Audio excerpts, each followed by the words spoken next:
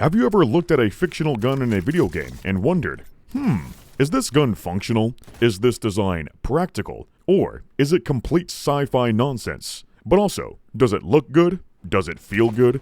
Does it have the cool factor? Well, that's the kind of stuff I like to talk about in this series. I like to analyze video game guns and rank them in a tier list based on the quality of their design. And when I say that, I mean I look at them from both a realistic perspective and a gamer's perspective. So I consider a lot of factors, like attention to detail, functionality, aesthetics, animations, in-game lore, and of course, simply how fun or cool the gun is. Previously, I reviewed all the power guns in Cyberpunk, which are the conventional firearms that use regular bullets. But now, it's time to look at all the tech guns. Some of these guns surprised me with how realistic they are, but there's also some really repulsive designs that make me die from cringe. There's also a couple guns that are so stupid and over the top that they're actually awesome. But there ain't a single gun in this game that's flawless. There's at least one boneheaded mistake with every single one of them. And it's my job to expose those errors.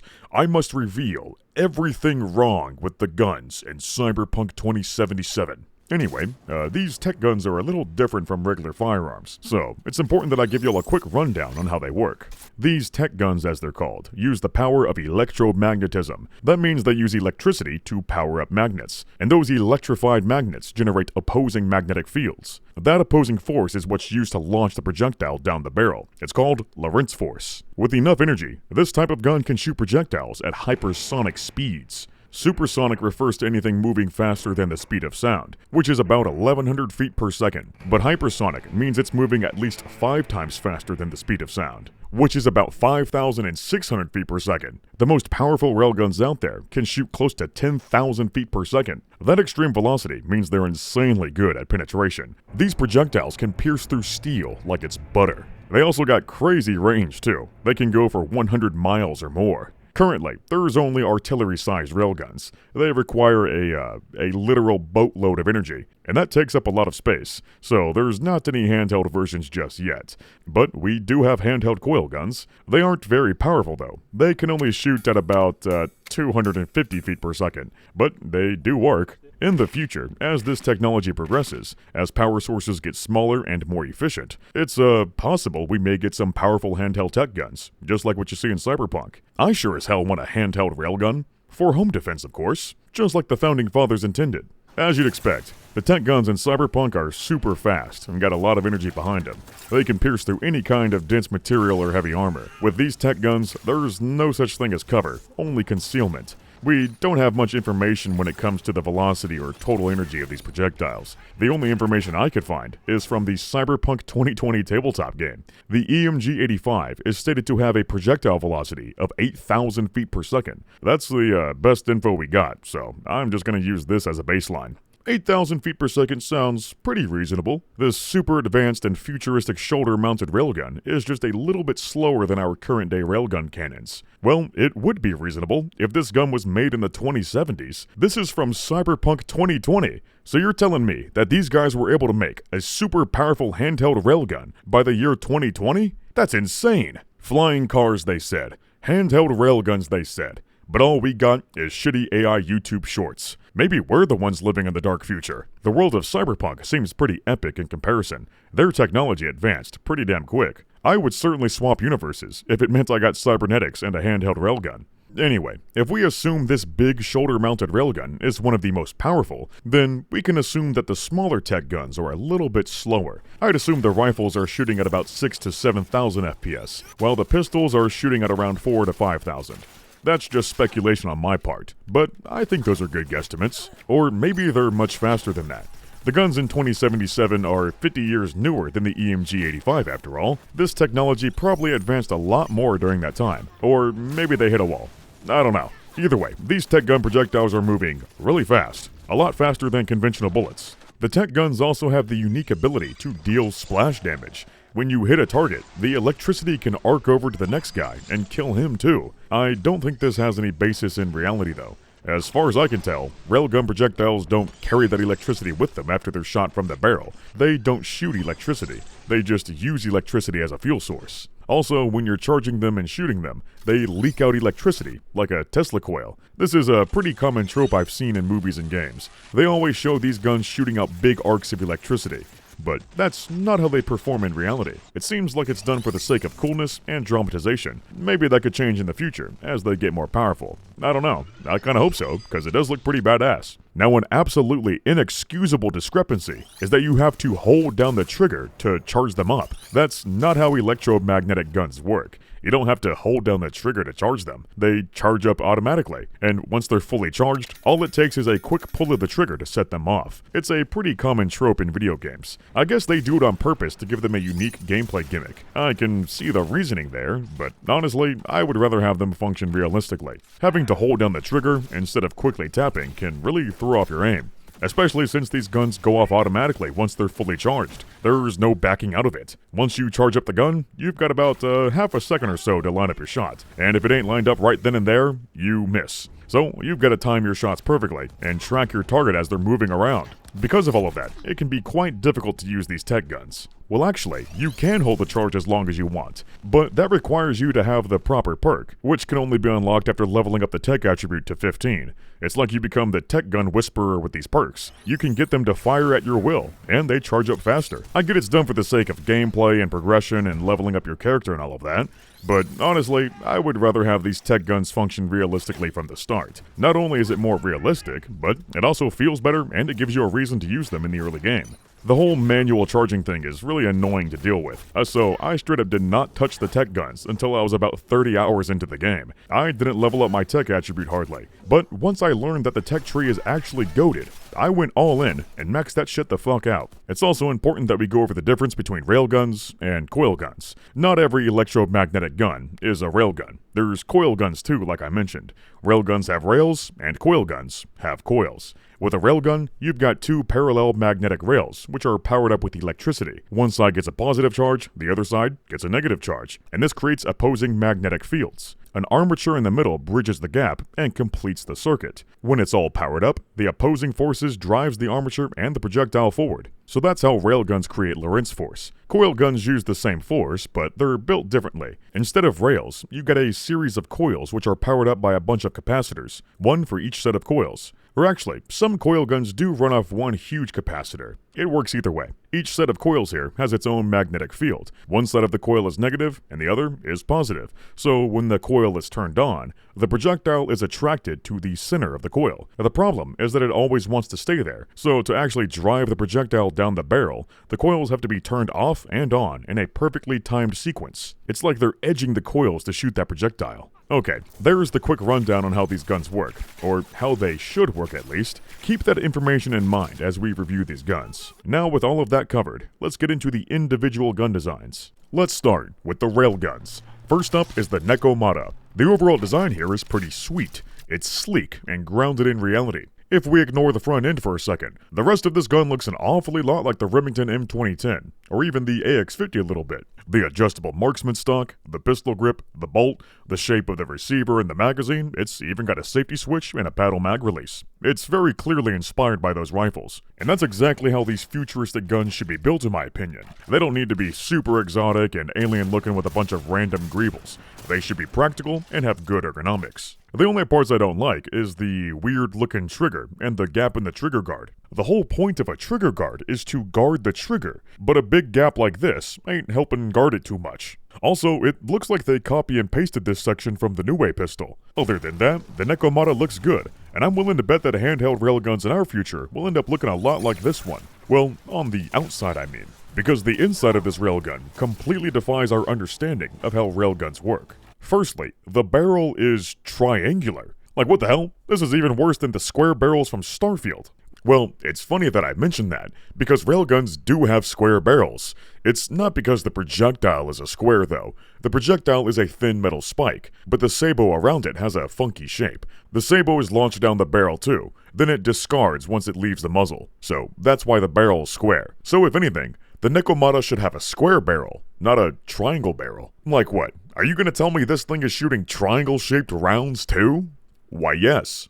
Yes it is. The projectile itself is a tungsten spike, which is perfectly fine. It looks just like a railgun projectile. That pointy dart shape in combination with the super dense tungsten makes it optimal for high velocity and penetration. The weird part is that it's encased by 3 triangular prisms. I'm guessing that's supposed to be the discarding sabot, but I'm not sure why it would be shaped like this. For comparison, this is what a real railgun round looks like, and this is what a tank sabot looks like. I've never seen a sabot that's made of 3 triangular prisms. That's just goofy. It almost looks like this thing is shooting out Dardic rounds. It must be a joke from the developers or something. And hey, if it was a single triangular prism, then I guess it would be fine. It's the fact that it's 3 triangular prisms that makes it extra cursed. Like, why do you need 3 times the casing? That just seems like a waste of space. Another key difference is that there's no armature and no rails inside of this railgun. The barrel is completely smooth. Like, how are you gonna make a railgun without any rails? Are they stupid? Well, the rails aren't inside the barrel, they're on the outside. I mean, that should be obvious. When you whip out the gun, you get this cool animation with some thingamabobs sliding around on the rails. I'm not sure what these things do, but it is a cool animation. Either way, that's not how current-day railguns function. The rails are part of the barrel, and there needs to be direct contact with the armature to complete the electrical circuit and get that driving force. No contact means no circuit, and that means no Lorentz force. But maybe in the future, they'll figure out a way to make railguns work without direct contact. I suppose it's hypothetically possible.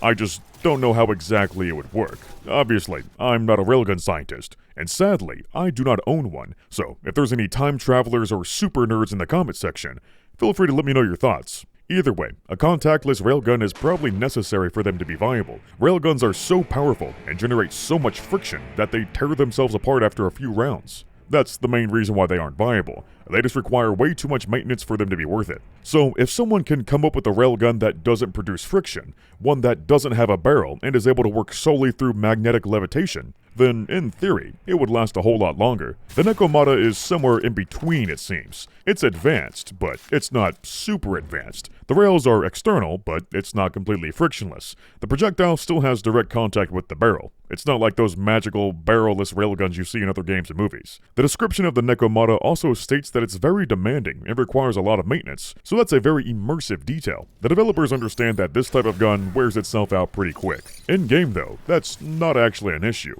Cyberpunk doesn't have any kind of weapon durability mechanic, but if it did, then I think it's fair to say that the Nekomata would have a relatively low durability rating. I think that would make for quite an interesting balancing mechanic. Like, it might wear out quick, but it sure as hell is a devastating weapon. All around, the Nekomata is a pretty awesome design. Dare I say, it's one of the most stylish and practical looking railguns in any piece of media. The breakthrough variant especially is beautiful. It's my favorite variant of the Nekomata. The gun itself is also plain fun to use, and the animations are satisfying. The main thing that baffles me is the damn triangular shaped rounds and barrel. If it weren't for that, then I'd say it's perfect. For now, I deem the Nekomata worthy of a spot in the A tier. Before we move on, I want to remind you guys to hit that subscribe button. YouTube tells me that 75% of y'all aren't subscribed. So if you're a real big fan of these videos, then what are you waiting on? Hit that freaking subscribe button, man. Or else. I put a whole lot of time and effort into these videos, you know? I put so much time into these videos that I don't always have the time to cook. So that's where today's sponsor comes in. Factor. Factor is a super convenient meal service that delivers fresh chef-cooked meals right to your door. These aren't anything like those junk TV dinners at the grocery store. This stuff is chef-prepared. It's real food, and it tastes real good. I'm telling you, man, you need to try that honey mustard chicken. Or anything, really. There's a lot of good options here. There's even some fancy gourmet steak options. There's no cooking, no cleaning required, and that means less stress on your end. All you gotta do is toss it in the microwave for a few minutes, and boom, you've got yourself a nice meal. Not only will Factor help save you time, but it's healthier and cheaper than getting fast food on the way home. With Factor, you can stick to a diet plan and track all your macros and calories. My personal favorite is Protein Plus, of course. I gotta have that juicy meat. You can get 50% off and free shipping on your first box of Factor by using my link in the description, or you can also scan the QR code you see on screen. Big thanks to Factor for sponsoring the channel yet again. Now, let's get back to the video. Next is the Rasetsu, another railgun sniper. This one's even bigger and more powerful than the Nekomata. It's touted as the pinnacle of railgun technology, the creme de la creme, they say. So it's extremely expensive, but it's well worth it because it's stupidly powerful. It's one of my go-to weapons when I need to take down a tough enemy. The Rasetsu excels at deleting health bars, and it sure does feel powerful too. It's got quite a long charge up, followed by a big blast of energy. I think the overall design is pretty cool too. too. It's mean and intimidating. The only thing I'd change about this design is the stock. The butt plate is comically tiny, and that doesn't look very comfortable, especially with how powerful this gun is. You'd want a proper stock so it doesn't beat the hell out of your shoulder. The magazine's very peculiar too. It pops out from the side, and you plop it in like a cassette tape. It's a cool animation and all, but why would this mechanism be necessary when you could just give it a regular magazine? You know, just like the Nekomata. That design is simple and efficient, and I don't see the advantage in having this cassette tape magazine. It just seems needlessly complex, and if anything, it would be less reliable. But of course, it's just made this way to be cool and unique. And yeah, it is a pretty neat animation, so I'll let this one slide.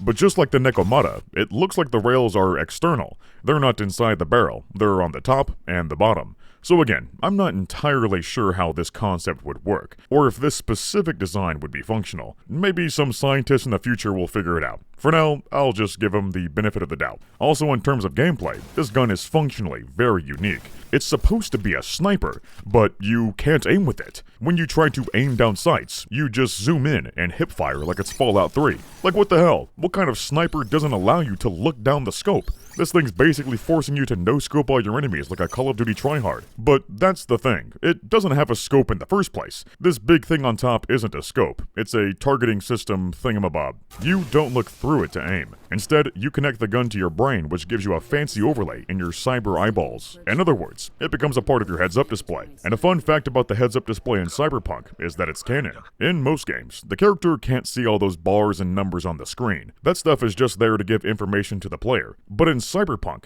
people can get neural implants and cybernetic eyes that come with all kinds of features. And one of those features is a heads-up display. You know, it's kind of like them Google glasses. You just have to rip out your eyeballs and get artificial replacements. Anyway, that means the HUD we see in-game isn't just for us. The character can see all that stuff too. So with the Rasetsu, cyberware is a hard requirement to aim properly. If you have Ganic eyes, or if you play with the crosshair disabled, then you won't see anything. You'll just have to aim in the middle of your screen and hope for the best. But provided that you do have the proper cyberware, then yeah, it's got some benefits. With this piece of tech, you don't have to shoulder the gun and take your time looking down a scope to line up your shot. You can just hold the gun at your side, zoom in, and use the heads-up display to aim. That's a pretty neat concept. You get dead-on accuracy while hip firing. It's a lot more accurate than a basic laser attachment. Or at least, I hope so. From our perspective, it just looks like a static two-dimensional overlay, because that's exactly what it is. But for it to actually be functional, it would have to be a dynamic 3D overlay that always stays aligned with the gun's barrel, rather than staying stationary in the middle of your vision. I'm just gonna assume that's how it works from the character's perspective.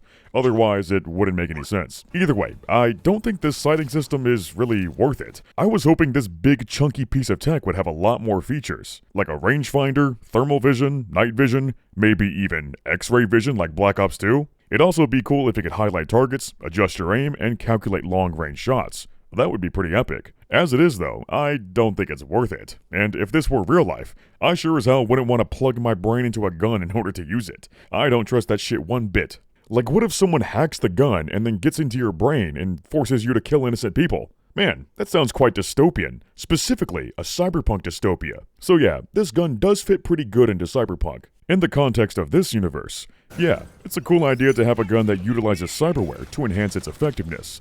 It just needs to actually enhance the effectiveness. Like what's the point in making this advanced targeting system when all it does is give you a fancy looking hipfire overlay? And now that I think about it, you already get a hipfire reticle with basic optic implants, so that alone renders this device completely useless and redundant, especially if you have the Deadeye perk that gives you 100% accuracy from the hip. You can't truly hipfire with this overlay anyway, you still have to press the ADS key to activate it. You also have to zoom in to be able to charge up the gun, but I don't see why that has to be the case. Other tech guns can be charged without aiming. It's not like there's anything preventing you from doing so. It's just an arbitrary limitation set by the developers. If this overlay was active all the time, even when not zooming in, then it would actually be useful. Assuming it's more accurate than a basic hipfire reticle, that is. And if anything, they should have put this sighting device on a submachine gun or a shotgun, something that's designed to be used for close quarters, where hip firing and point shooting is a useful strategy. For a sniper though, I think I'd rather use a sniper scope. You know, for sniping. But this big-ass railgun sniper can only be used as a close-quarters no-scoper. I must admit, it is pretty fun to run around and no-scope people with an overpowered railgun. You gotta be a real cyber chad to do so. That strategy would absolutely get you killed pretty quick in real life, but this is a video game, so getting shot is only a minor inconvenience. But still, it doesn't make any sense when you consider the size and weight of this gun. It's clearly not designed to be used while on the move. It is a sniper after all, so it's designed to be used from a mounted and stationary position. That's why it's got a big old bipod. But sadly, you can't use it. Cyberpunk doesn't have a bipod mechanic like Battlefield, but when you first encounter the Rasetsu, it is mounted onto a device. It's only our Cyber Chad character that rips it off and makes it portable. And hey, anything can be portable if you're strong enough. So that's cool to see that it is originally a mounted weapon. That's exactly what it should be.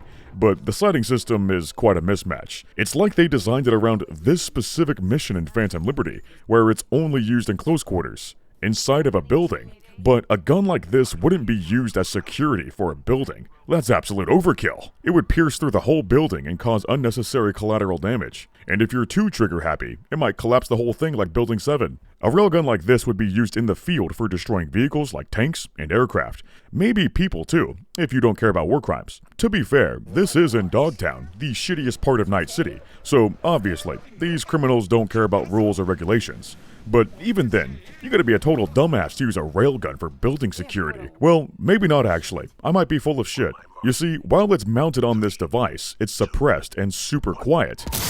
But that's impossible for a railgun. Railguns shoot projectiles at hypersonic speeds, and when objects travel faster than sound, it creates a loud sonic boom.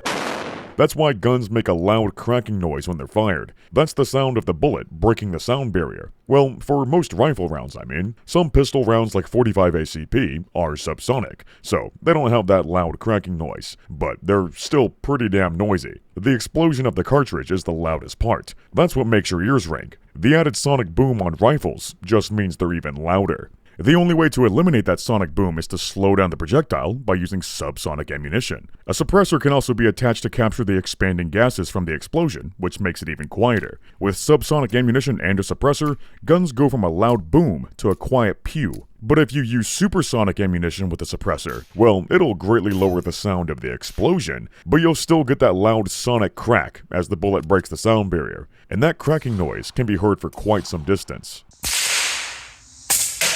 Bottom line is, that bullet has to be slow. It has to be subsonic to truly be suppressed. So there's no way this hypersonic railgun could be suppressed. Unless this device is somehow throttling the Rasetsu's power, thus making it shoot slower than the speed of sound. Like, there could be some settings you can mess around with to increase or decrease the power. That's the only way it would be possible. And if you look at real-life coil guns, they're near silent, because there's no explosion, and they're nowhere near close to breaking the sound barrier, so there's no sonic boom either. It doesn't seem like the mounted Rasetsu is shooting subsonic though. It hits with the same force and damage as the unsuppressed version. It doesn't feel any slower either. I don't have any way of measuring the velocity here, but it feels like an instant hit scan to me. If this projectile was truly subsonic, it would not be a hit scan, and it wouldn't be hitting nearly as hard either. So if they nerf the mounted version specifically by greatly lowering both the projectile velocity and the overall damage, then yeah, that would be pretty darn immersive. In that case, using a subsonic railgun for stealth kills is actually a pretty good idea. It would be super quiet, and you don't need a suppressor because there's no loud explosion to deal with. What can't be explained though, is that the unsuppressed version isn't very effective at penetrating walls and armor. It's the worst tech gun when it comes to penetration, but that doesn't add up because it's the most powerful, so it should be the best at penetration. I guess the developers did this as a way to balance the weapon because it has a high damage per shot or something, but that doesn't make it balanced. That's just a straight up nerf. So as a trade-off, when it hits an enemy, the projectile has a good chance to bounce around and hit another guy. They don't have to be standing in a straight line. They could be side by side, and that bullet will magically find a way to bounce around and hit the other guy. I would call this a ricochet mechanic, but it's not behaving like a ricochet. It's just straight up targeting people like a heat-seeking missile. I guess these guys must all be metalheads, because this magnetic projectile is always attracted to their heads. It's not like this gun would be able to ricochet anyway. Ricochets depend on several factors, like the angle angle of impact, how hard the target is, and how fast the projectile is moving. The faster the bullet, the more likely it is to penetrate, but the slower it is, the more likely it is to ricochet. So this shouldn't be possible for a hypersonic railgun. This bullet is moving so fast that it would blast right through anything in a straight line. So if there was a dozen guys standing in a straight line, you should be able to collateral all of them with a single shot. That would be pretty awesome. If they had this bouncing ricochet mechanic only on the mounted and subsonic version of the Rasetsu, then yeah, I would let it slide. It definitely shouldn't be possible while it's hypersonic though. In the end, there's quite a lot of stuff going on with the Rasetsu. So much shit going on in fact, that this is the longest segment in the history of this series. I sure hope you guys enjoyed the long-ass yap sesh with the Rasetsu. I sure had fun examining it. But now, it's time to finally give it a damn rating. Like I said, I think the overall design is pretty cool, and it can be fun to use. But there's also quite a few questionable design choices when it comes to its function. If I were rating the Rasetsu solely on its outward appearance, I would put it in B tier. But due to its counterintuitive sighting system and uncharacteristic railgun performance, the very best I can do is C tier, and that's me being nice. Now, let's look at the Achilles. Already, this design is quite exotic looking. The overall silhouette is very weird and alien. Normally, I don't like that, but the execution on this one specifically ain't too bad. It reminds me a lot of the P90. Like, it's weird, but it's still kinda cool at the same time. You could also compare it to the Hira arms furniture for the AR-15. It has a big thumbhole stock with a foregrip that loops around. I think the thumbhole stock can stay, that's fine, but the foregrip should be trimmed down. Sure, this type of foregrip might be a real thing, but it's still a dumb design. Like, all this just seems like wasted space and material that isn't serving a purpose, so you might as well delete it and give it a regular vertical foregrip. That's the least of my worries though. The weirdest part about this railgun is, once again, the rails. The Achilles is even crazier and more advanced than the two previous railguns. The rails are completely separated from the barrel, and there's 3 of them, 2 on one side and 1 on the bottom. But why would you need 3 rails for a railgun? Do you need a positive, negative, and neutral current for extra boost? I don't know, but I'm just gonna assume it's the 2 on the side that are actually charged up, while the third one is just a decoration. These things are like smart rails too. When hip firing, they rest at a 45-degree angle, but when you aim down sights, they clamp together and sit vertical. They even reciprocate while firing. I'm not sure what's going on here, or why it's necessary, but it is a fancy animation, so I guess it's cool. What I'm truly wondering about is how this concept would work in the first place. Like I've said before, the rails need direct contact to complete the circuit and get that driving force. The Nekomata and the Rasetsu have external rails, but they're still in contact with the outside of the barrel at least, so there's something to conduct through. With the Achilles though, it has a big gap of air between the rails and the barrel, and air is not a very good conductor. It's not impossible to complete a circuit through the air, it just takes a lot of power, and it's not very easy getting that current to be consistent and stable. Something like this might be possible in the future, and it is necessary for railguns to be viable in the long run, so it's a great idea. I just don't know how this concept would be executed. It'd probably take a super genius like Jimmy Neutron to make a railgun like this, and make it reliable. The description even states that it has a very complicated design, and it's super expensive. It's like our current day railguns are bullet trains. They're locked into railroad tracks, while the Achilles is a maglev train. There's no direct contact with the rails, and it uses magnetic levitation. It's pretty darn advanced. It's just one step away from a truly barrelless and frictionless railgun. So if it can be done with trains, then maybe it can be done with guns too. But it's not quite the same thing. Maglev trains use linear induction, and railguns use Lorentz force. Similar, but totally different. So, who knows for sure? I guess we'll just have to check back on this video in 52 years to see how well this design holds up. Besides that, the barrel itself is really goofy. You guys remember the weird triangle barrel on the Nekomata from earlier? Well, this one's even weirder. It's got a fucking hexagonal barrel. Like, the bore is in the shape of a hexagon. And don't you dare tell me this thing is shooting fucking hexagons. Well, thankfully, it's not. It's shooting triangles, of course. Duh. Or at least, I can only assume that. We can't actually see the ammunition, it's not modeled. But the chamber is a triangle shape, and there's a label saying it uses flechettes. But wait a minute, why is this label on the inside of the gun? The only way to read it is to disassemble the gun, or use the free cam and no clip.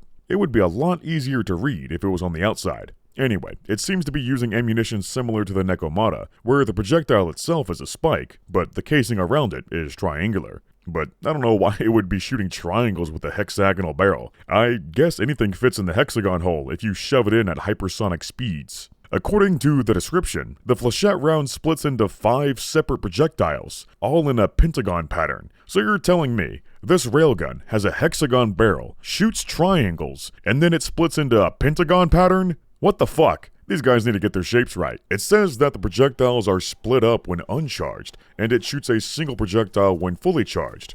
I have no clue how that would even be possible, and it doesn't feel like this projectile splits up in actual gameplay anyway. It doesn't have any spread on it. Not any that I noticed, and I don't know why it would. This is a precision rifle, not a shotgun. Maybe the description is just some made-up bullshit. I don't know. I'm gonna go with the gameplay on this one. It seems like it shoots a singular flechette to me. The magazine is an odd one too. It's fed from the top, and it looks like a Pez dispenser. Even weirder is the circle thing on top that spins around constantly. I think it might be a radar that's trying to locate me some bitches. It's like a smart gun too. The top cover opens up and it closes by itself. All you need to do is take the magazine out and put in a new one.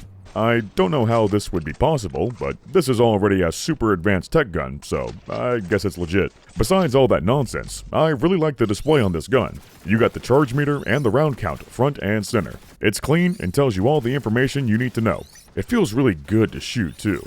The animations, the responsiveness, and the sounds especially. It's a fun gun to shoot. The only thing that sucks about the Achilles gameplay-wise is that you get a severe case of Parkinson's when charging it up. When charging up a shot, the gun shakes all over the place and your point of aim drifts around. Because of that, it can be difficult to line up a precise shot. I guess the intention here is to make it feel super powerful. Like this railgun has so much pent-up energy. It's just begging to be released. So it shakes all over the place in excitement. That's cool, I guess, but it's also really annoying to deal with, and quite a huge design flaw for such an expensive precision rifle. Like, it's supposed to be precise, but this shaking makes it anything but precise. And I don't see why this one has to shake so much when the other railguns are nice and steady. It's too bad, because the optic is pretty clean. It's just the shaking that throws me off and makes me miss a bunch of shots. I like what they were going for with the Achilles. It's a super advanced railgun that looks weirdly cool, and it feels good to use, but there's also some goofy stuff going on. Especially with the ammunition, the random doohickeys, and the excessive shaking. I think it's about on the same level as the Rasetsu, so I'll also put this one in the C tier. Next is the DB2 Satara. The design here is pretty sweet, and very straightforward. They just took the DB4 Igla and slapped on some electro doohickeys to give it some extra oomph. The combination between old-school double-barrel and futuristic tech gun is peak aesthetics in my opinion. I frickin' love retrofuturism. This thing looks like it could be in Fallout, like it was cobbled together by a wastelander with maxed-out science and gunsmithing. But this ain't some one-off bubble build. This is apparently a mass-produced gun. From Serbia, of course. Man, the Serbs were really cooking with the Satara. Some people may say it sucks, but it's a favorite among MaxTac due to its sheer power. I agree with them wholeheartedly. This thing is fucking awesome. It does really big damage, and it feels super satisfying to use. What makes this tech gun so unique is that it's still using shotgun shells, but it also has electromagnetic parts. So that means this is a chem rail. Or maybe you'd call it a chem coil, because I don't see any rails on here. I can only assume these doohickeys are capacitors for each series of coils. We can't actually see the coils, but this design only makes sense as a coil gun, so let's go with that. It looks like this brick on the bottom is the battery. It looks like an adequate power source, but the placement isn't too great. Using a battery as a foregrip ain't too comfortable, and it would probably burn your hand as it heats up. It'd be a much better idea to put the battery in the stock and then give it an actual foregrip. But anyway, like I was saying, a chem rail, or a chem coil, is a hybrid between a traditional firearm with chemical propellant and an electromagnetic gun. So that means you get the power from the chemical cartridge and the Lorentz force from the electromagnetic parts. It's freaking genius. It's like double the power. It's probably the first step to making electromagnetic guns viable, because right now, they suck pretty bad. These guns are only capable of firing projectiles at about 250 feet per second. For comparison, a 5.56 coming out of an AR-15 is a little over 3,000 feet per second, so coilgun projectiles are about 12 times slower than a typical rifle bullet. They're totally outclassed by air guns too. Hell, even airsoft BBs are moving faster than that. So here's the idea. What if we just take a regular firearm and then add the coils as a bonus? So no matter what, you still get that base velocity from the chemical cartridge. Anything added by the electromagnetic parts is just a bonus. It would be a trade-off though, because those extra parts are going to add a bunch of weight. Not to mention the added complexity and extra money it would cost too. So it's not worth it right now, but as this technology progresses and gets more efficient, it probably will be. Hopefully, because I sure as hell want a chem coil shotgun for home defense. This shotgun ain't using typical buckshot, by the way. It's using flechettes, or razor sharp steel spikes as they're called in the description. Combined with the extreme velocity, these flechettes can pierce through walls and armor with ease. Not only that, but this thing's got so much raw power that it can blow people off their feet. It hits like a truck. And that's just the base model. The special order variant has even more power, along with a longer charge-up time, and it shoots both shells at once. It has a comical amount of force and recoil, so much that it blows your character backwards. It's basically the tech gun counterpart to the gut shotgun. Man, forget a truck, the order hits like a maglev train. One could even say it hits harder than my stepdad. So, in order to wield the order, you've got to be an absolute cyber chad. Provided you are worthy enough to wield this mighty weapon, you shall be greatly rewarded, because it is stupidly overpowered. It takes health bars from 100 to 0 in an instant. Whenever I need to delete a tanky enemy, I'm using the order. It's just too good. The look of this variant makes it even better. The colors match quite nicely with my car and my outfit. It's like this gun was made for me. It was love at first sight. And the barbed wire is the icing on the cake. It may not provide any tactical advantage whatsoever, but it sure looks badass, and it gives this gun some extra character. Although, it's probably not a good idea to have the barbed wire exactly where your character places their hand. It seems like it would be rather painful to have to grip onto barbed wire while shooting a stupidly powerful shotgun. But perhaps that's supposed to fuel the gun even more, like it runs on pure pain and hatred. Either way, this thing's fucking awesome. The order is my go-to shotgun in Cyberpunk. It's just way too fun to use. But the main thing I don't like about the Satara is the limited range and super wide spread. It's a problem with every shotgun in Cyberpunk though, so I can't blame the Satara alone. The devs fell for the classic trope that shotguns have super wide spreads and aren't effective outside of point blank. Sure, the Satara is straight up overpowered under 10 yards. It's pretty much guaranteed to be a one-shot kill, which is exactly how it should be. But once you get to around 20 to 25, it falls off a cliff. Even if your aim is perfect, it may take 4 shots or even more to kill someone, and there's no point trying to stretch out the range to 40 or 50. At that distance, you'd be lucky to get a single flechette on target. And even if that single flechette hits, it hits like a Nerf dart and does 1 point of damage. In reality though, shotguns don't have spreads this wide. It's a lot more narrow than you may think, and their max effective range is closer to 50 yards, not 15. It's not like the pellets all of a sudden lose their energy and turn into marshmallows at those ranges either. Even at long range, those pellets are still very lethal. So if this gun had a realistic spread, it would be an easy one-shot kill at 25, and an easy 2-shot at 50. Shotguns can reach out even further by using slugs, and if you could load the Satara with slugs, then it would be a literal sniper. That'd be pretty awesome, being able to load different rounds depending on your situation. But sadly, you can't. All we got is this flechette load with a comically wide spread. That wide spread does make it really forgiving and easy to use, like it's nearly impossible to miss at point blank. But anything that's not at point blank is nearly impossible to hit. I would much rather have a shotgun with a realistic spread. That does mean it requires more skill to use, like your aim has to be on point. If it's not, then you miss. And I'm okay with that trade-off, because it's more realistic, and it means shotguns would be more useful for general close-range combat, rather than being point-blank gimmick weapons. But even if this shotgun had a realistic spread, it would still be hard to hit anything, because the sights are absolutely terrible. It doesn't really have a sight, it's just 2 little spiky things on the tip of the barrel, and they're nowhere close to being aligned with your point of aim. They're lined up way below where the gun's actually shooting. So if you aim at an enemy's head, you'll end up shooting way over them. You have to aim at their torso to get a headshot, or aim at their knees to get a torso shot. So with this gun, you're much better off hip firing instead. There's literally no point in aiming down sights. It'll just mess you up and make you less accurate. So besides the terrible range, comical spread, and shitty irons, the Satara is a pretty cool weapon. It looks sweet, and it's stupid fun to use. Assuming that you only use it at point blank, of course. By itself, I'd say the Satara is worthy of a spot in B tier. But the Order variant is so insanely hilarious and epic that I'm gonna have to put it in the legendary meme tier. Okay, now for the RT-46 Burya. This massive hunk of steel is a stupidly overpowered 4-shot tech revolver. it's another gun made solely for cyber chads, because cyberware is required to handle its power, or else the recoil may break your wrist or your elbow. Well, that's what the description says at least. In actual gameplay, you can use this gun just fine without any cyberware. I really like that idea though. Extremely powerful guns like this should require a high body stat or gorilla arms to use properly. That would be very immersive. I also love this advertisement I saw for the Burya. It shows a dead body laying in front of a metal door with a giant hole in it. Up at the top, it just says, "Pure Overkill." Now that is some god-tier marketing. And if you thought the base variant was an overpowered hand cannon, then oh boy, get ready for the Comrade's Hammer. It combines all that power into a single shot, which has a comical amount of recoil. It's pretty fucking epic. It makes the Malorian look like a BB gun in comparison. I do enjoy me some hilariously overpowered hand cannons. But the big question here is, why the hell is this a one-shot revolver? The whole point of a revolver is to have a cylinder with multiple chambers, so you can shoot multiple times before you have to reload. But this is a one-shot revolver. So what the fuck is it revolving for?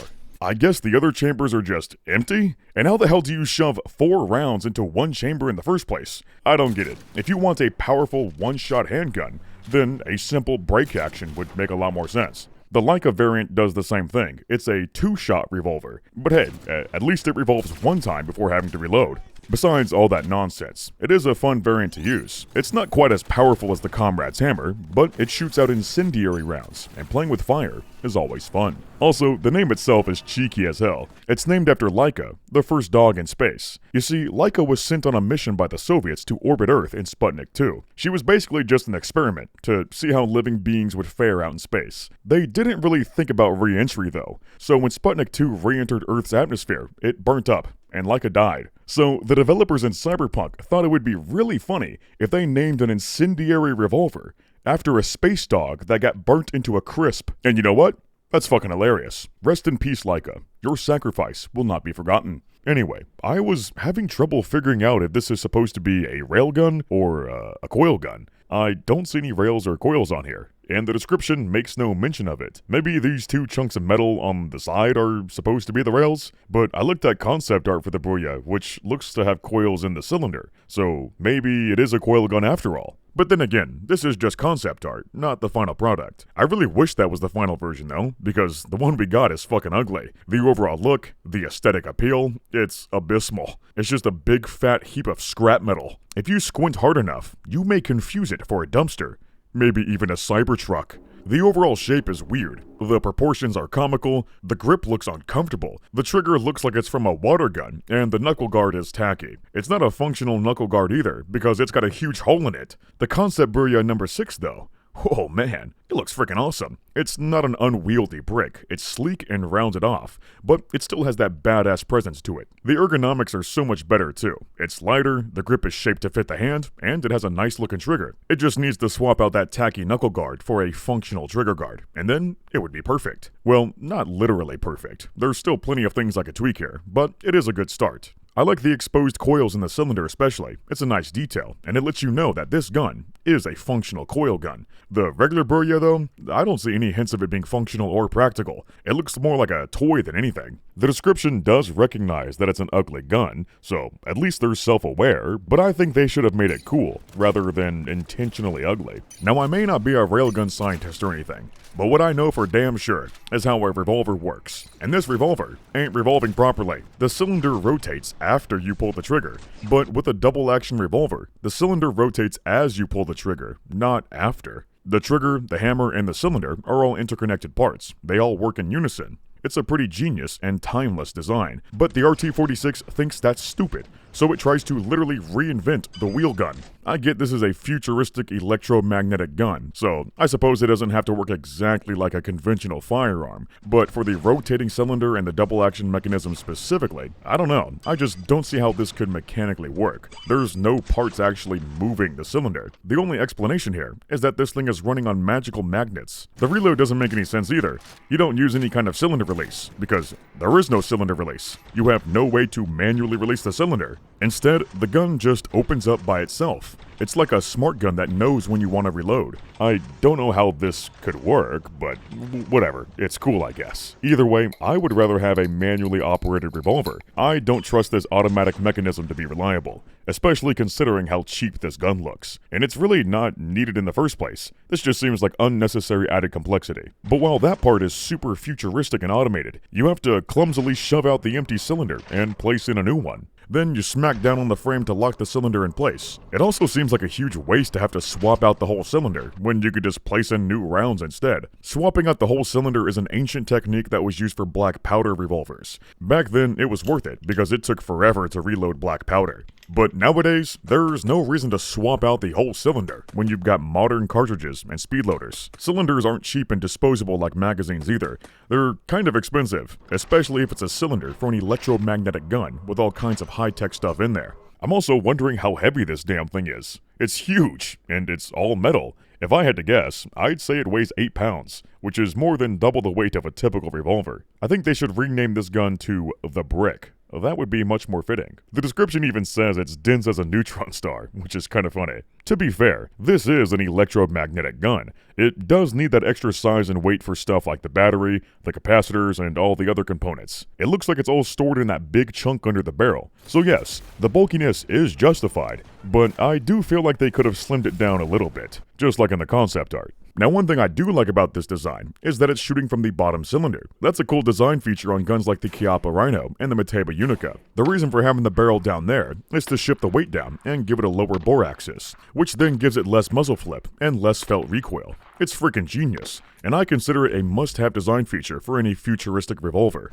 With this hand cannon in particular, it's absolutely necessary. With a normal barrel placement, it would probably flip out of your wrist and smack you in the nose. That's pretty much the only redeeming quality with this design. Everything else is a perfect lesson in how not to design a gun. Besides the design, this gun is pretty miserable to use, mostly because of how terrible the optic is. Instead of it being a typical dot sight, or a dot and a ring, you just get a wide open circle, which is pretty terrible for accuracy. You need a tiny dot so you can perfectly pinpoint your shots. A 3 or 2 MOA dot is preferable for precision, but a 6 MOA dot is fine for close quarters. And for those who don't know, MOA means minute of angle. A smaller MOA means less spread, so a smaller MOA is better. But with this huge open circle, the MOA is more like 20 to 25. Even if the gun itself is shooting perfectly in the middle, it's still hard to visualize the exact center of that circle, so it can really throw off your aim. You know how in video games, the hipfire heads-up display will typically be a circle or a T-shaped thing? Then when you aim in, you get the tiny dot? Well, in Cyberpunk, it's the opposite. You get a tiny dot while hip-firing, and a wide open circle while aiming down sights. They must have made this shit on opposite day. So, funnily enough, this gun is more accurate while hip-firing, especially if you have the Deadeye perk. Your hip-fire shots will be dead on in the center. If you could swap out the optic, then I guess it wouldn't be such a huge problem. That's the big issue. You're forever stuck with this shitty default optic. There is no escape. I also think it's funny how this high-tech revolver was thrown together with shitty welds. This seems to be a consistent theme with all the Slavic guns though. Apparently, the company who makes these guns doesn't make them with precision tools in a factory. It's just a couple of drunken Slavs welding shit together. In a cave. With a box of scraps. I get that their conventional firearms are purposely built to be cheap knockoffs. That's fine, I guess. There's always going to be a market for cheap guns like that, just like High Point and Taurus. But when it comes to an insanely overpowered electromagnetic revolver, you might want to invest into the build quality so it can handle that power. Like, I don't know how the hell this thing is held together, probably with hopes and dreams. In reality though, this scrap metal POS would probably blow up and kill you on the first shot. The description does acknowledge that the Burya isn't safe to use, so the devs know what they're doing here. But it's still absolutely ridiculous to make a gun this powerful, yet so unsafe at the same time. It's almost like this takes place in a dystopian universe or something. So in the end, the Burya is a pretty terrible design. I really like the concept of having an oversized and overpowered hand cannon. That's exactly the kind of gun I would want to use as a cybernetically enhanced human. Just, not this one in particular, cause it's pretty damn ugly. It's honestly one of the worst gun designs I've ever seen. Dare I say, it might even rival the Fallout 4 assault rifle. But it's also so bad that it's kinda good. The Comrade's hammer especially is a huge meme. It's stupidly overpowered, and stupid fun. So, solely because of the Comrade's hammer, I shall put the Burya in the legendary meme tier. Next up is the DR-12 Quasar, which is a bullpup revolver. So already, it's mega cursed and should be cast into the most fiery pits of hell. No doubt about it, the Quasar belongs in the abyss tier. But in all seriousness, it's not a bad concept. It does give you some extra barrel length after all, and yes, it has been done in real life. It just looks, uncanny. So, I don't inherently hate the concept of this goofy-looking revolver. The Quasar looks like it could exist, but it would be one of those niche gimmick guns that shows up on Forgotten Weapons. It may be an interesting idea, but it's not very useful in practice. Nobody would actually care enough to buy it, so it would be discontinued rather quickly. But hey, unlike the Burya, this one is confirmed to be a rail revolver, and it does have rails. It's got the other parts like the battery and the capacitor prominently displayed too, and that's pretty neat. I always like when they show you the components so you know that it's functional. It's even got a cylinder release, a safety, and a nice looking trigger, which can't be said for the Burya. Although, if you look at the safety, it's always on safe, so this gun wouldn't actually fire. And the cylinder release placement is very weird. It's really far away from the cylinder, so I don't know how this would actually release the cylinder. You never see your character operate it during the reload either, but I'm just gonna assume they hit the release with their right pointer finger. Now the cylinder is probably the weirdest part. It's got this awkward angle to it, and it looks more like a disc magazine than a cylinder, but each bullet has its own chamber, so technically it is a cylinder. A cylinder with 16 chambers. A 16-shot revolver is pretty crazy. What is this? The 1800s? The ammunition is rather odd too. It looks like it's shooting musket balls or shotgun pellets, but the description refers to it as birdshot. Jeez, what kind of birds are they hunting? Ostriches? Emus maybe? Yeah, birdshot is a lot smaller. This looks more like a typical buckshot pellet. That's fine, I guess. This round ball would certainly kill someone dead, but it's not the best design for penetration. The description says it can penetrate armored vehicles with ease, and that's how it works in gameplay too. But this rounded ball wouldn't actually be too great at doing so. Of course, this gun is shooting at a rather high velocity, so I guess it's able to penetrate with brute force. But if it's truly designed to penetrate armor, then it should have a pointy bullet, not a round ball. Like, come on, it's a railgun. And just like the other railguns, the rails are really weird. This one has external rails, which is a common theme at this point. But what really sets the Quasar apart is that it has 4 rails.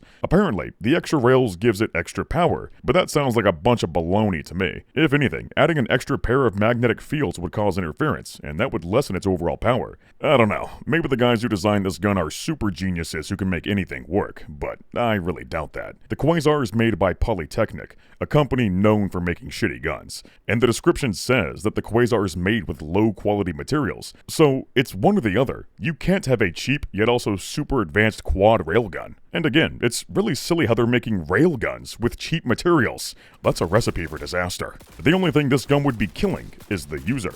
But in actual gameplay, it runs like a champ with no problems. Like, come on, if you're gonna say that a gun is shitty and made of low-quality materials, then at least have that be reflected in the gameplay. If Cyberpunk had a durability mechanic, then these shitty guns should break on you pretty quick. That would be extremely immersive. Even though this gun can somehow function without exploding, it still runs like shit and feels horrible to use. It's fully automatic, which sounds great, but the fire rate is extremely slow and there's a huge charge-up delay, so it ends up feeling extremely sluggish and unresponsive. There's also some times where the gun simply refuses to shoot. Like, I'll be holding down the trigger, but it doesn't do anything. It just leaves me standing out in the open like an idiot. I get that this is a railgun, so it needs time to charge up between shots, but man, they should have just kept it as a semi-auto. It is the worst feeling gun to shoot in the whole game, and for that reason alone, I never touch this damn thing. It's pretty damn ugly too, and the damage output ain't anything special either, so there is literally no reason to use the Quasar. It's just a big turd.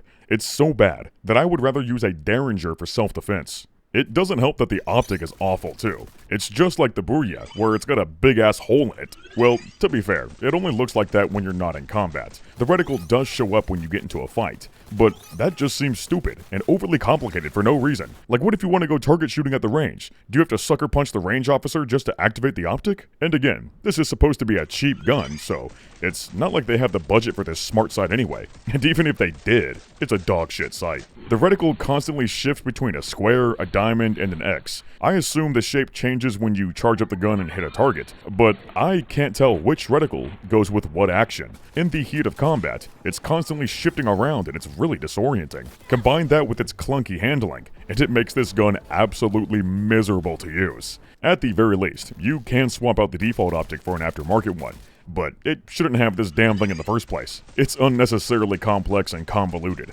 All it does is hinder your accuracy. I'd rather use a $20 Barska Red Dot knockoff from Amazon.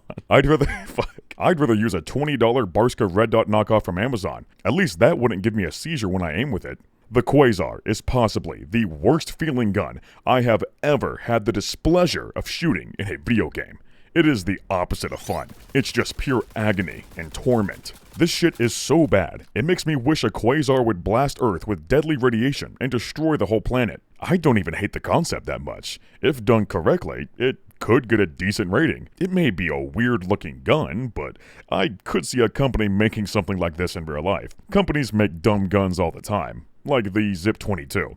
But that gun was so bad that it sunk the whole company. So I hope in the next Cyberpunk game, we get some lore saying that the Quasar was such a huge failure that Polytechnic went out of business. That would be the most realistic and immersive shit ever. So, due to how god-awful it feels, I'm gonna have to condemn the Quasar to an eternity in the abyss. Turns out, my first impression was spot on. This thing is truly that cursed. And you know what? It's so bad that I'm gonna have to upgrade these machine guns to the Fallout 4 assault rifle tier. Those guns may have terrible designs, but at least they're fun to shoot. The Quasar, though, there is no redeemable qualities. It deserves to be alone in the abyss, because no other gun comes close to how repulsive it is. Okay, let's take a break from the cringe with the Senkoh. Now this design is pretty solid. It's sleek, simple, and stylish. I also think it's funny how it looks like a Gucci bag in gun form. It's plated in gold and has genuine leather with designer logos on it. Some people may say it looks gaudy, but honestly,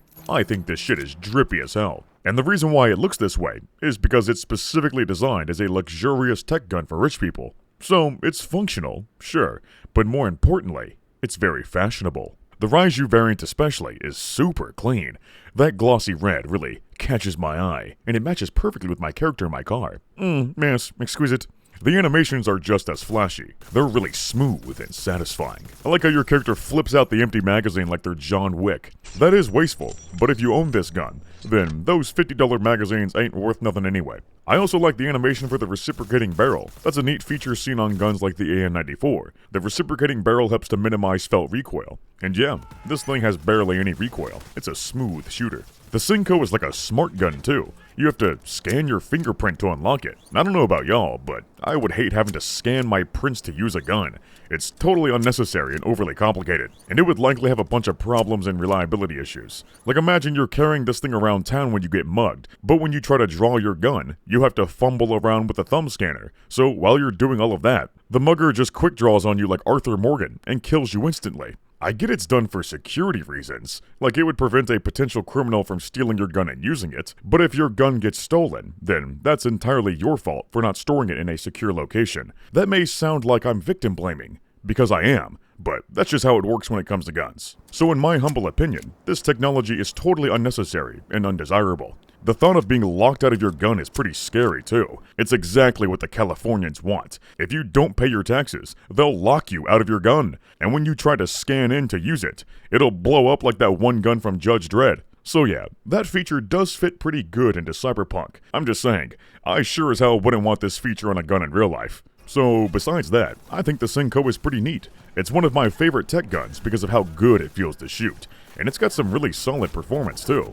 This one's a burst SMG, and normally, I don't like burst fire, but this one feels pretty smooth and responsive. Like there's not a huge delay between bursts, it shoots pretty fast. When it's fully charged though, it goes into a full auto burst, if that makes any sense. You hold down the trigger and it continuously fires, but it's still bursting at the same time. It feels like it's galloping. It's kinda weird, but I don't mind it too much because it still feels good to shoot. The sight's really clean too. It's a fancy holographic sight with a nice little dot in the center. Finally. That's not so hard now, is it? The Raiju variant does have some weird looking irons though. They're super tall and skinny, so in reality, it would be hard to line up precise shots. But in game, your character is always able to line them up perfectly in the center. Well, not quite actually. The irons are slightly misaligned. The bullet isn't hitting at the tip of the front sight, it's hitting just below. And you definitely don't want that, because that means you have to obscure the target with your front sight to be able to hit them. It's not a big deal at point blank, but anything beyond that, and it becomes very noticeable. For example, if you aim for the torso, you'll actually get a bunch of leg shots. And in order to get a headshot, you have to counterintuitively aim over their head. Another silly mistake I noticed is that this gun produces a casing sound when firing. It's very faint, but if you listen closely, you can hear the sound of a casing hitting the ground. And obviously, that makes no sense, because this thing doesn't eject casings. It's an electromagnetic gun, so it shoots the whole thing down the barrel. And I bet you can guess what shape the ammunition is gonna be. That's right, it's a triangle. Just like the other tech guns, the Sabo is a triangular prism, but for the projectile, it's actually a cylinder with a flat head. That may seem weird, but that is what current-day coil guns use as ammunition. That's because they aren't powerful enough to penetrate much in the first place. The ammunition's basically just junk. It's a placeholder, a proof of concept. As this technology improves, there's not going to be any reason for the projectiles to stay as flat-headed cylinders. So I do think the Senkoh should be using a pointy flechette. These guns are supposed to be good at penetration after all. At the very least, the Sabo isn't 3 triangular prisms like the Nekomata, it's just a single triangle. But still, this triangle ammunition sucks ass. The Dardic tried that, and it failed miserably. Turns out, triangular ammunition is not very good at feeding through a magazine. It's heavily prone to failure and jamming, because the geometry just does not work. I mean, just look at this magazine. It looks like it's impossible for this ammunition to feed properly. And even if it did, it wouldn't be able to shoot without exploding. The barrel is round, but the ammunition is triangular. So how are these rounds supposed to fit down the round barrel when they're not round? My goodness, these guys are really struggling to get their shapes into the right holes. It's genuinely worse than Starfield. The only way this could work is if the Sabo isn't, actually a Sabo. It would have to be a caseless propellant that burns up while firing. So perhaps the Senkoh is actually a chemcoil. That would be pretty cool, but it's not. The texturing is way too smooth. It doesn't look like caseless propellant. And there's no explosion sound when firing. It's an electric pew-pew sound like every other tech gun. There's no information or lore to suggest it's a chemcoil either, so I can only assume it's a purely electromagnetic coil gun. I don't see any coils in the model though, but there's no way this could be a railgun. The rails would be very obvious. Coils though can be hidden inside the gun, so I'll just go with that. Either way, I think it's pretty obvious this part under the barrel is supposed to be the battery. During the equip animation, you'll see your character slide it in place. That's super convenient. It can easily be swapped out like a magazine. And that makes me think, wouldn't all of these guns need to have their power sources swapped out regularly? It's not like this energy lasts forever, but in Cyberpunk, it's simply not an issue. All you gotta worry about is ammunition. Anyway, this part also functions like a foregrip. It looks like the battery itself is more to this side, while the part where you place your hand is over here. So I think your hand should be safe from the heat. Probably. The foregrip isn't very ergonomic though. It's got this hole in it, but it's a weird angle and it's too small, so your character can't wrap their hand around it. They do a thumbless grip instead. This design would benefit greatly from a proper foregrip, and round bullets too. And now that I think about it, it needs a magazine release too, because there is no magazine release. It probably just reads your mind when you want to reload. Overall, I'd say the Senkoh is a pretty good design. It looks good, it feels good, and it seems mostly functional. But there's also a few errors and design flaws. The Senkoh could achieve a perfect rating with some adjustments, but for now, I say it belongs in the B tier. Now finally, let's look at an example of a coil gun done right. This one's called the HA4 Grit. You guys remember the Slotomatic from last time?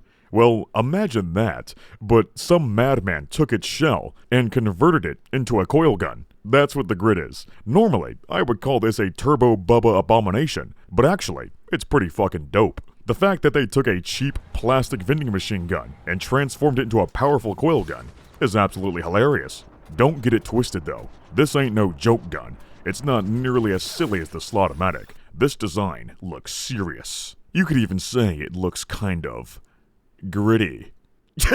But in all seriousness, I do like this design. It's kinda plain, like a bowl of grits, but it gets the job done. The developers even made sure to model the coils and make them visible, which can't be said for any other coil gun. This is the only one that has visible coils. They're prominently displayed during the equip and the reload. Now that is some damn fine attention to detail. It's kind of funny how the grid of all guns got so much love, considering that it's a reskin of a joke gun. You can even see some remnants of the Slotomatic, like the 20-round warranty label and the do not reload sticker, but you shouldn't pay attention to those warnings at all. You can reload it, and it lasts a lot longer than 20 rounds. It's actually highly encouraged that you reload it. It's a lot more cost-effective to load it with a new magazine, rather than buying a new gun each time you run out. The grid feels pretty good to use too. It's got some cool animations, along with a steady full auto fire rate.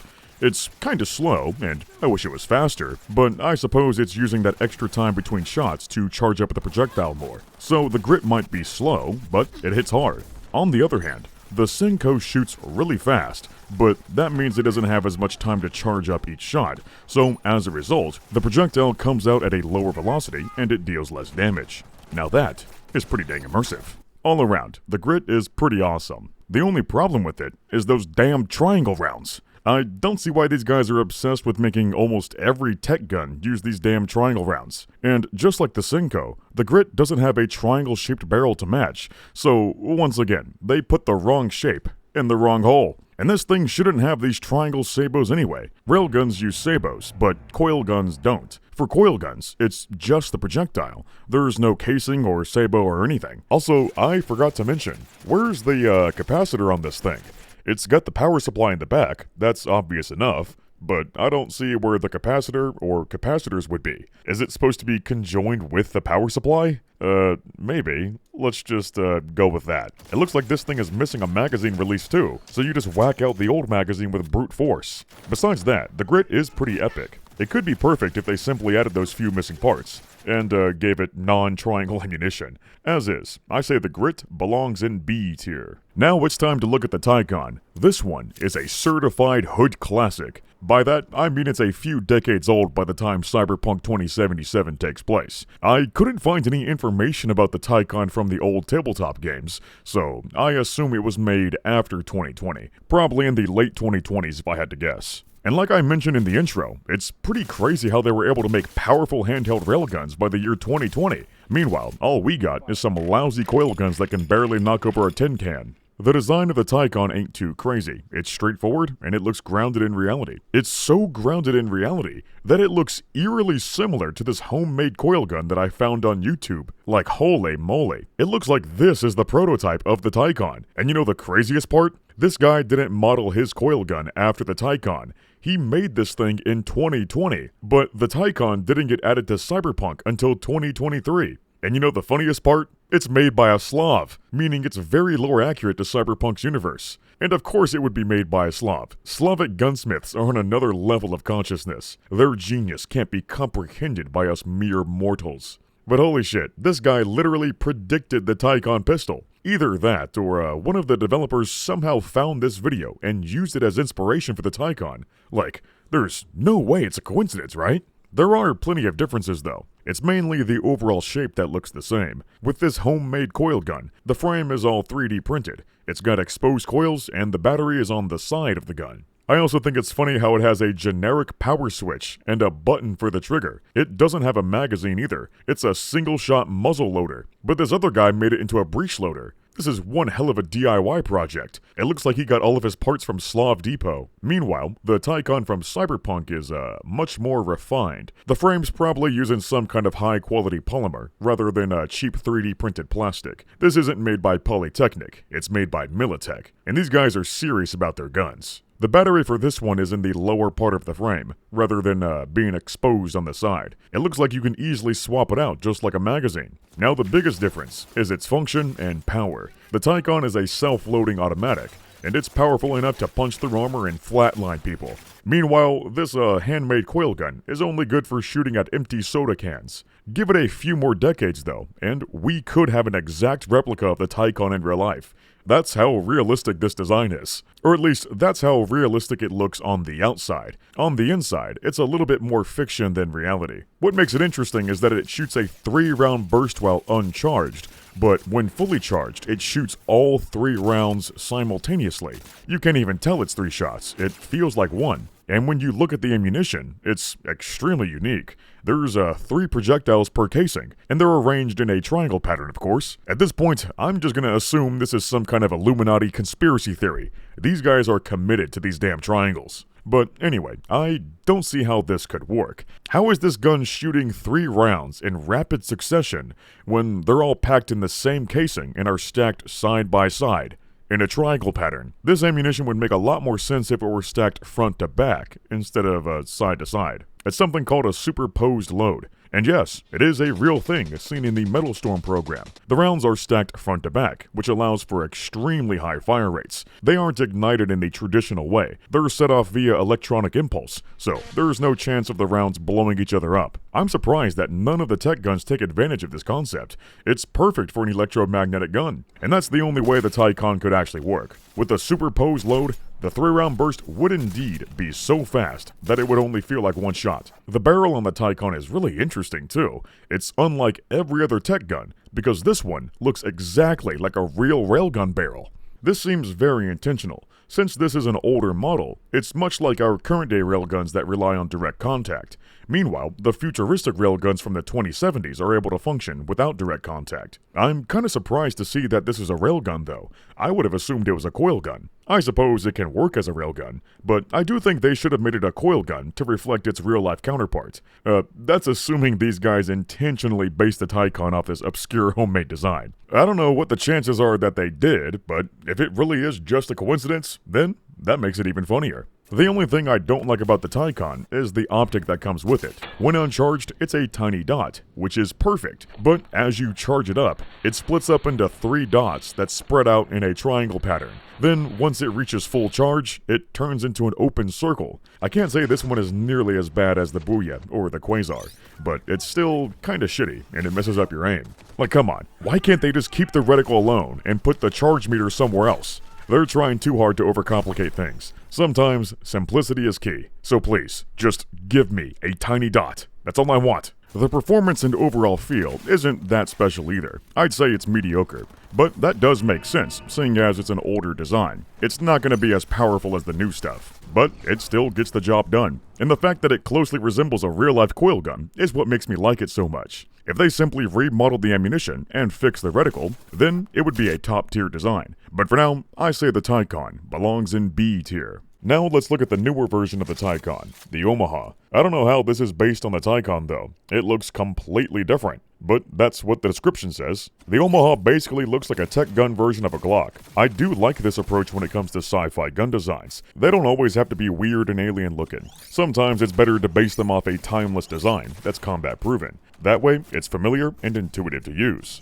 However, when it comes to an electromagnetic pistol specifically, this design is not possible. There's no space to store all the components like the battery and the capacitors. I don't see any rails on this railgun either, so they somehow made an electromagnetic gun without every single part that's required to make an electromagnetic gun. That's like making a pizza with no pepperoni, no sauce, and no cheese. Just olives and bread. So I guess this thing runs on pure magic and pixie dust. I mean, this is the future, so I guess they were able to miniaturize everything, but still, to shrink down the parts that much, it just seems unfathomable. It's not like this is normal in the world of Cyberpunk either. Every other tech gun has space for all their required parts, but the Omaha is super slim and streamlined. Apparently, it's able to hold everything in the slide. There's a whole bunch of labels like electromagnetic capacitor, coil armature slide, cooling radiator, and mass driver. What the hell? There's a whole lot of shit going on in this little slide.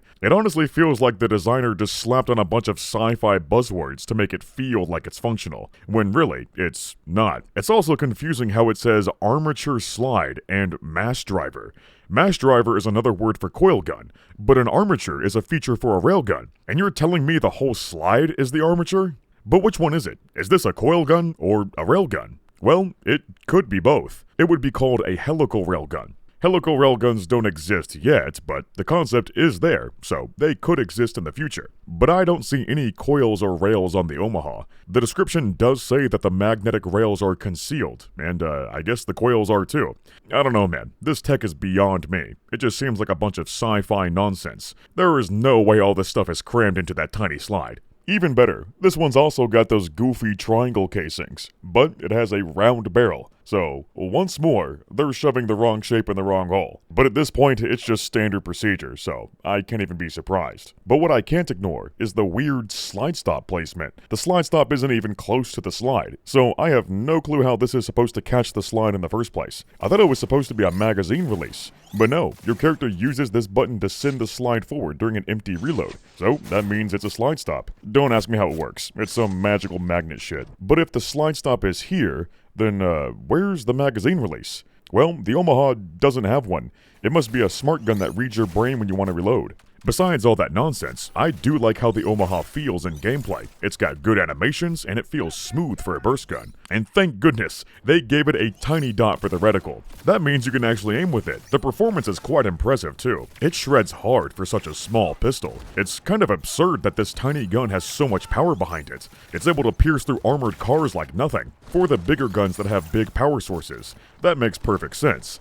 But for the Omaha to be this tiny and have that much power, I don't think that adds up. If anything, this should be the weakest tech gun by a wide margin. I do like the Omaha based on its surface level qualities, but deeper down, not so much. I just don't see how it could be functional. If they gave this gun some extra bulk to store all of its necessary components, then it would be more believable. But as is, it seems absolutely impossible. So the best I can do for the Omaha is a placement in the C tier. That may seem like an unfair rating, but I do have to subtract a few points if the design has a fatal flaw. Lastly, we got the Kenshin. This one's a rather straightforward and practical design. It's not too crazy. So in that sense, it's kind of like the Omaha. But unlike the Omaha, the Kenshin does have a battery. It's kind of small though, so I don't know if this would provide enough power. This thing would have to be a mini nuclear reactor like the fusion cells from Fallout to make sense. Well, that goes for all the tech guns, really. Getting any kind of handheld railgun to shoot at hypersonic speed would require a magical miniaturized power source that can run a small city, and that's not much of an exaggeration. Current day railguns can use between 15 to 30 megawatts per shot. And that is a whole lot of energy. It's kind of hard to comprehend how all that energy could be stored into a handheld device,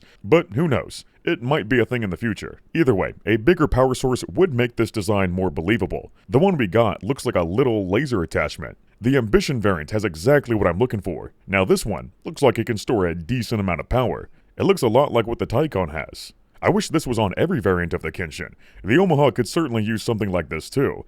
That one doesn't even try to have a power source. The Kenshin's also got a magazine release, a proper slide stop, and a safety, all of which can't be said for the Omaha. Although the safety is rather unconventional, it's at the front of the trigger guard, which isn't unheard of, but it's something you would see on a rifle, not a pistol. I don't think there's any pistols that have a safety quite like this one. It looks like it'd be really awkward to manipulate. I would much rather have a good old thumb safety like a 1911. The rails are also rather peculiar. It's just like the Omaha. The rails aren't in the barrel. They're integrated into the slide. I'm not sure if this could work, but as usual, I'll just give them the benefit of the doubt. And in case you were wondering, this one's got the triangle ammunition too. I give up at this point. They've shoved so many triangles into a circle hole that I might as well believe that 2 + 2 = 5. If you look at the concept art for the Kenshin, you can see a note saying that the casing isn't ejected out the side. It's shot down the barrel and burnt up. That's not a surprise. That's exactly how railgun sabos work. I just think it's funny how the developers are straight up acknowledging that they're shoving triangles into circle holes. What's even funnier is the note in the bottom left corner.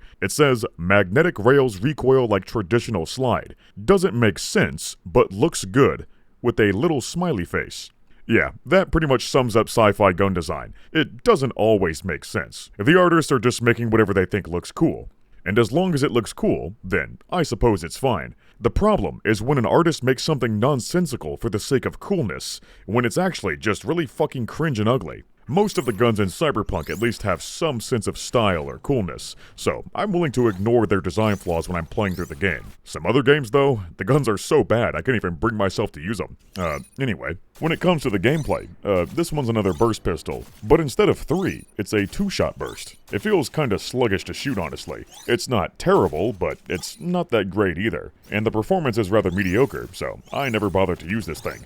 There's way better options out there. The animations are perfectly serviceable though, no complaints there. However, I'm worried that this thing might shock me. When you charge it up, electricity flies all over the place, and that doesn't seem very safe. In the end, I think the Kenshin's alright. It's a slightly better design than the Omaha, but the feel of the weapon is worse, so that sorta cancels it out. I think this one ought to go in C tier as well. And finally, that wraps up all the tech guns in Cyberpunk 2077. This is what the whole tier list looks like. Just like last time, there's some good designs, some mid designs, some that are hilarious and epic, and some that suck big stinky balls. But all things considered, I'd say Cyberpunk did a decent job with their tech guns. The only question now is, how well do the smart guns hold up? Well, I'll have to save that for the third and final part, because damn, this video is long as hell. I hope you guys enjoyed this extremely long analysis on all the tech guns. I originally planned for this video to be about 30 to 40 minutes long, but for some reason, I just couldn't stop yapping. With most of my videos, I cut out a lot of content for the sake of time, engagement, and appeasing the almighty YouTube algorithm.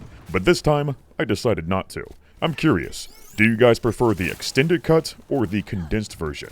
And of course, let me know what you guys think about the guns too, or if there's anything I got wrong myself. There's bound to be a couple things I got wrong, because I do not own a railgun. Not yet, but I will. Very soon. Anyway, make sure to obliterate that like button and subscribe for more epic gun analysis videos. Till next time boys, I'll see y'all in the next video.